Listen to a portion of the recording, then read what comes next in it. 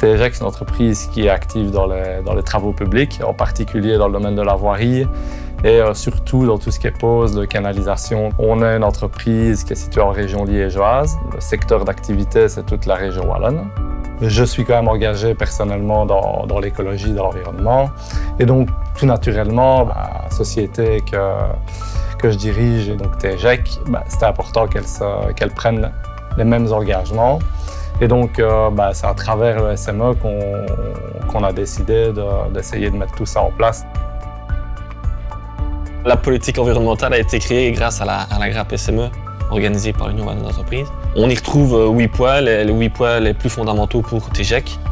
On peut retrouver par exemple tout ce qui est mobilité verte. Aussi également on a la volonté d'utiliser uniquement des fournisseurs d'électricité verte pour le bâtiment, mais également pour l'ensemble de nos chantiers et installations de chantier. Comme action concrète, en fait, on peut citer plusieurs choses.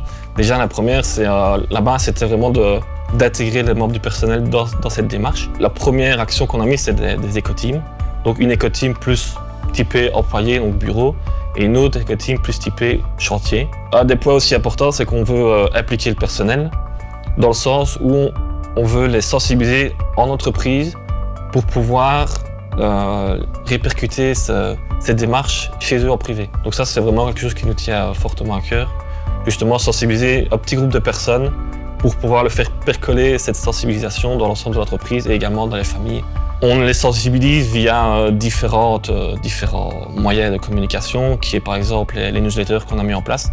Des newsletters qui seront publiés tous les 2 mois. On a aussi tout ce qui est toolbox meeting, où on essaye d'intégrer une partie environnement avec la sécurité, bien sûr. On peut aussi parler des porte-clés, où de base on avait un petit porte-clés sécurité avec 5-6 feuillets. Et on a rajouté alors un petit feuillet pour l'environnement, où on peut retrouver toutes les bonnes pratiques pour l'ensemble des ouvriers sur les chantiers. Le but des porte-clés est de sensibiliser directement l'ouvrier via un moyen de communication physique qui l'a en permanence sur lui, donc dans son bac frigo, dans sa poche, dans sa camionnette.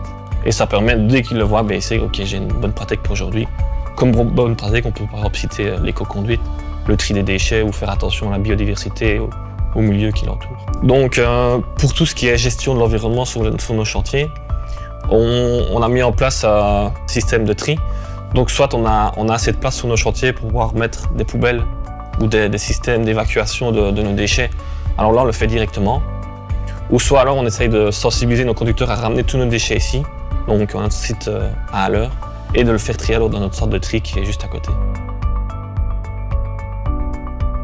Pour les bureaux, on a mis en place une mare, également des prés-fleuris, également une ruche, des poules.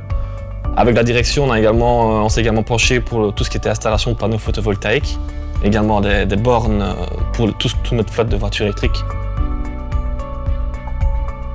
À long terme, ce sera le plus gros défi. Ce qui est très impactant chez nous en termes de CO2, ce sont les trajets, ce sont les camions, ce sont les camionnettes qui vont sur chantier. Et donc ça, on essaye de réduire tant que possible les trajets. Bon, les chantiers sont là où ils sont, on ne sait pas faire autrement. Mais à long terme, on espère que grâce à des systèmes de camionnettes hybrides ou électriques, on puisse améliorer l'impact CO2. Alors des projets futurs, il y en aura toujours, on a toujours envie d'évoluer. Donc un des projets actuels, c'est l'organisation de plus grands centres de tri, d'une centaine de mètres carrés où on aura vraiment de plus grands contenants et plus de fractions de tri.